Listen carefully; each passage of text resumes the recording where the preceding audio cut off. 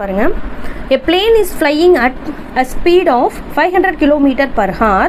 Express the distance d traveled by the plane as function of time t in hours. அதாவது ஒரு plane வந்து 500 km per hour வேகத்தில் நமக்கு பறந்துட்டுருக்கு. அது வந்து d டிஸ்டன்ஸ் ட்ராவல் பண்ண t hours எடுத்துக்க என்ன ஃபங்க்ஷன் அப்படின்றத நம்மக்கிட்ட கேட்குறாங்க. அது ஃபங்க்ஷன் எப்படி இருக்கும்?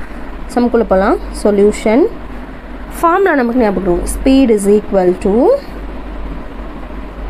Distance covered by time taken. So distance by time கூட போட்டுக்கலாம். Distance covered by time taken. Distance by டைம்னு கூட போட்டுக்கலாம். ஸ்பீட் நம்மக்கிட்ட என்ன கேட்குறாங்க பாருங்கள், டிஸ்டன்ஸ் தான் கேட்குறாங்க, டி கேட்குறாங்க. ஸோ இந்த டி நம்ம வச்சுக்கிட்டா இந்த டைம் இந்த பக்கம் வந்துச்சுன்னா டிஸ்டன்ஸ்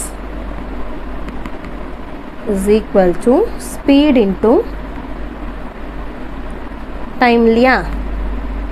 டிஸ்டன்ஸ் அப்படியே இருக்குது, இந்த டைம் இந்த பக்கம் வந்துச்சுன்னா ஸ்பீட் இன்ட்டு டைமாக மாறிடும். இப்போ டிஸ்டன்ஸ் நமக்கு டின்னு கொடுத்துருக்காங்க. டி டிஸ்டன்ஸ் போக எவ்வளவு நேரம் ஆகும் அப்படின்னா ஸ்பீட் என்ன கொடுத்துருக்காங்க 500 km இல்லையா? ஸோ 500 இன்ட்டு டைம் வந்து டி அப்படின்னு கொடுத்துட்டாங்க. So T. So T is equal to 500 T. இதுதான் ஆன்சர். சரிங்களா? இதோட எக்ஸசைஸ் நம்பர் 1.3 கம்ப்ளீட் பண்ணியாச்சு. நெக்ஸ்ட் வீடியோவில் எக்ஸசைஸ் நம்பர் 1.4 பார்க்கலாம். இந்த வீடியோ உங்களுக்கு யூஸ்ஃபுல்லாக இருந்துச்சு அப்படின்னா லைக் பண்ணுங்கள், ஷேர் பண்ணுங்கள், கமெண்ட் பண்ணுங்கள், மறக்காமல் சேனலை சப்ஸ்கிரைப் பண்ணுங்கள்.